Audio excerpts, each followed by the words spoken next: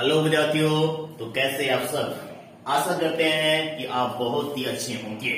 तो आज हम देखने जा रहे हैं क्लास 10th के निर्देशांक ज्यामिति के ऑब्जेक्टिव क्वेश्चंस।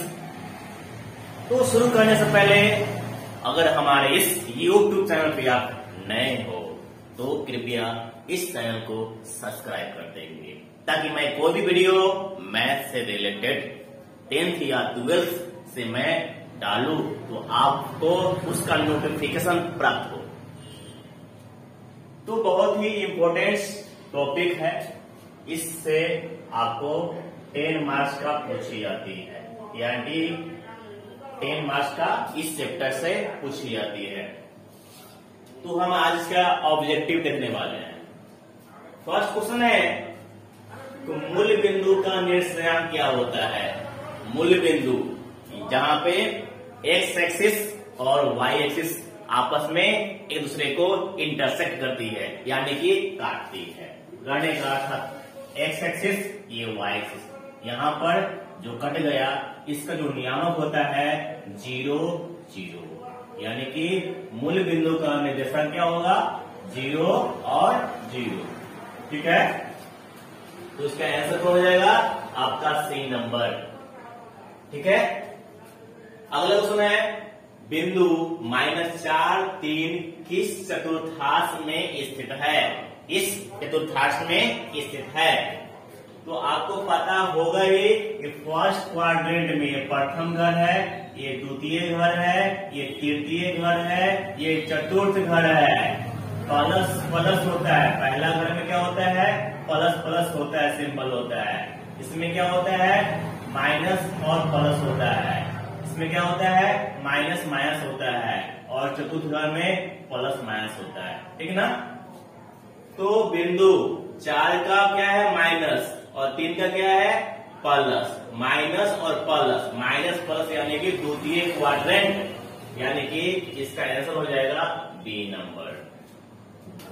अगला क्वेश्चन है कि बिंदु -6 और -7 का कोटि क्या होगा।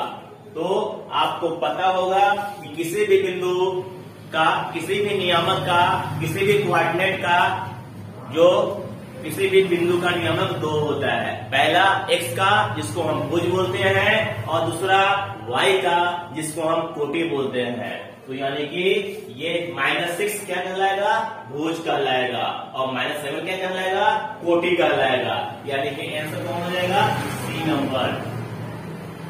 अगला क्वेश्चन है कि बिंदु P एक्स वाई की मूल बिंदु से दूरी क्या होगा। मूल बिंदु से दूरी क्या होगा, ये आपका फॉर्मूला होता है √x² प्लस y²। अगला क्वेश्चन है कि किसी बिंदु की x अक्ष से दूरी उस बिंदु का कहलाती है। x अक्ष से दूरी याद रखेंगे, x अक्ष से दूरी कहलाती है कोटि कहलाती है। क्या कहलाती है कोटि कहलाती है। और किसी बिंदु का y अक्ष से दूरी क्या कहलाती है, क्या कहलाती है वह भुज कहलाती है या x निर्देशांक कहलाती है। ठीक है, इसका हो जाएगा कोटि और इसका हो जाएगा भुज। यानी कहने का अर्थ ये कि x अक्ष से दूरी, एक अक्ष से दूरी क्या कहलाएगी, एक अक्ष से दूरी कोटि कहलाएगी। क्या कहलाएगी कोटि, यानी कि कोटि को हम बोल सकते हैं y निर्देशांक, और y अक्ष से दूरी क्या कहलाएगी भुज। क्या बोलेंगे भुज, जिसको हम बोल सकते हैं x निर्देशांक। अगला है y अक्ष से बिंदु 3 5 की दूरी। y अक्ष से बिंदु 3 5 की दूरी, y अक्ष आपका मान लीजिए ये है। ठीक है, y अक्ष आपका मान लीजिए ये है, और 3 5 कहाँ होगा 3 5 फर्स्ट क्वाड्रेंट में, क्योंकि इसका प्लस सिंबल है, इसका भी साइन क्या है प्लस, यानी कि 3 5 मान लीजिए कि यहाँ पर है। ठीक है, तो बोलिए y अक्ष ये है, तो यहाँ से इसका डिस्टेंस क्या होगा, यानी कि यहाँ से जो डिस्टेंस होगा वही ना होगा, यानी कि कितना हो जाएगा 3 का डिस्टेंस होगा। कितना होगा 3 का डिस्टेंस होगा। ठीक है, यानी कि बी नंबर आंसर हो गया। अगला क्वेश्चन है कि बिंदु 2 3 की दूरी क्या होगा।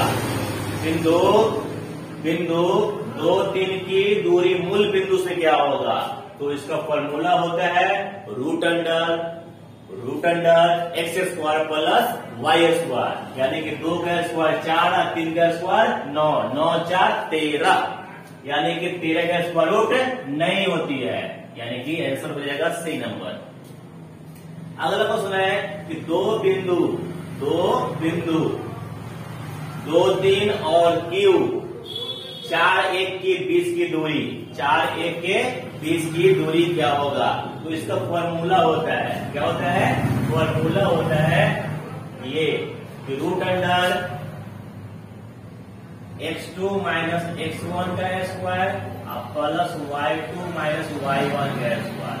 नहीं तो x1 क्या हो जाएगा, x1 क्या हो जाएगा, x2 है ना, तो हम मान लेते हैं 4 माइनस x1 कितना हो गया 2, 2 का स्क्वायर प्लस y2 कितना हो गया 1 माइनस y1 क्या हो जाएगा 3 का स्क्वायर, यानी कि 4 में से 2 गया 2 का स्क्वायर और ये माइनस 2 का स्क्वायर, 2 का स्क्वायर 4 हो जाएगा, माइनस 2 का स्क्वायर कभी 4 हो जाएगा, ऐड करेंगे क्या हो जाएगा प्लस 8 हो जाएगा, और 8 का हम स्क्वायर रूट करेंगे, यानी कि 2 इंटू 2 इंटू 2 आएगा, यानी कि 2 मिलाकर 1, यानी कि 2√2 आएगा।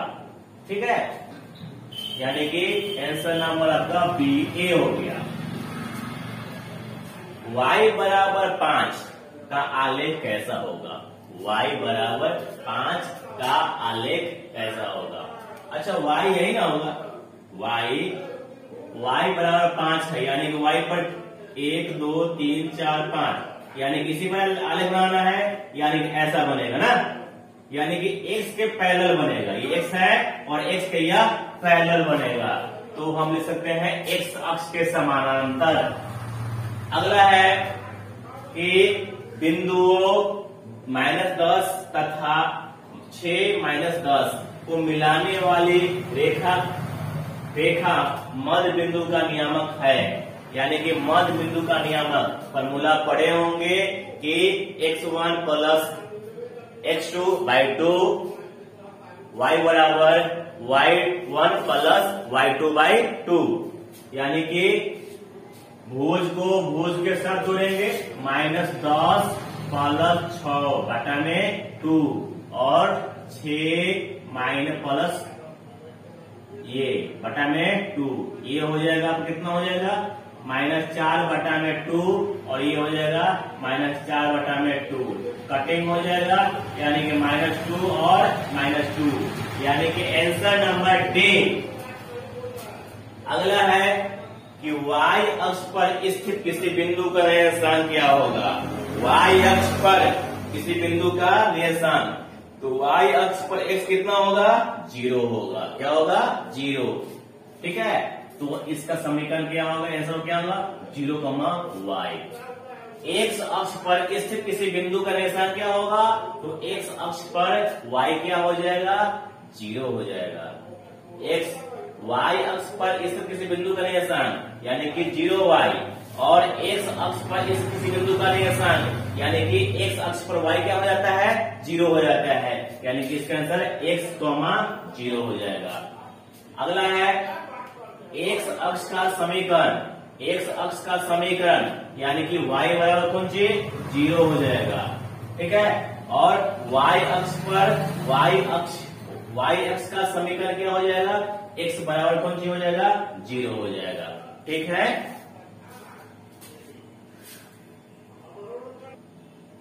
नेक्स्ट अगला क्वेश्चन है कि बिंदु x1 y1, x2 y2 और x3 y3 से बने त्रिभुज का क्षेत्रफल क्या होता है, तो ये फॉर्मूला है आपका, इसको याद रखेंगे 1/2 क्या 1/2 x का 1 2 3, क्या बोलेंगे x का 1 2 3 और y का 23 31 12। फिर से सुनेंगे, इसको याद रखने का कॉन्सेप्ट यही है कि x का 1/2, x का 1 2 3 और y का 23 31 12, x में प्लस होगा और y के साथ क्या होगा, माइनस होगा। इस प्रकार इस 16 का आंसर कौन हो गया, ए। अगला क्वेश्चन है, यदि a x1 y1 b x2 y2 c x3 y3 त्रिभुज के शीर्ष के केंद्रक निर्देशांक है, तो इनके केंद्रक निर्देशांक होगा। ये फॉर्मूला होता है कि सभी भुज का योगफल बटा 3 और सभी कोटि का योग बटा में 3, यानी कि आंसर हो जाएगा ए वाला। अगला क्वेश्चन है कि दो बिंदु x1 y1 और x2 y2 किसी तल में है, तो इनके बीच की दूरी क्या होगी। ये भी आपका फॉर्मूला है, root under x2 minus x1 का square plus y2 minus y1 का स्क्वायर। अगला क्वेश्चन है कि बिंदु x1 y1 और x2 y2 को मिलाने वाली रेखा तो एक बिंदु xy m1 और m2 के अनुपात में विभाजित करती है, तो इस बिंदु का निर्देशांक क्या होगा। ये भी आपका फॉर्मूला है, सेक्शन फॉर्मूला, ठीक है, अंतरखंड विभाजन फॉर्मूला है आपका, यानी कि इसका आंसर कौन हो जाएगा, इसका आंसर हो जाएगा आपका ए वाला, ठीक है, ए वाला आंसर हो जाएगा, ठीक है। m1 x2 plus m2 x1 बटा में m प्लस 1, फिर my2 plus m2 m1 y2 plus m2 y1 बटा में m प्लस 1। अगला क्वेश्चन है 20 नंबर कि किसी त्रिभुज का क्षेत्रफल शून्य कब होगा, तो किसी त्रिभुज का क्षेत्रफल शून्य तभी होता है जब उस त्रिभुज संरेख होते, उस त्रिभुज के शीर्ष क्या हो, संरेख हो, तो उस त्रिभुज का क्षेत्रफल क्या होती है, 0 के बराबर होती है। अगला क्वेश्चन है उस बिंदु का नियामक ज्ञात करें जो बिंदु 1 1 और 2 3 को जोड़ने वाले रेखाखंड को 2:3 का अनुपात में विभाजित करती है, तो इसका फॉर्मूला आपको यहाँ पर लिखा हुआ 19 नंबर। तो हम इसको बनाते हैं। एक आपका बिंदु दिया हुआ है, दो बिंदु 1 1 और 2 3, रेशियो है आपका 2 3, ठीक है ना, 2 3 रेशियो है। इसको हम मान लेते हैं x1 y1 x2 y2 m1 m2। Formula यही है ना, x इक्वल टू m1 कितना है, 2 है, ठीक है, x2 कितना है, 2 है, प्लस m2 कितना है, 3 है, ठीक है, x1 कितना है, 1 है, बटा में m प्लस 1 यानी कि 2 प्लस 3।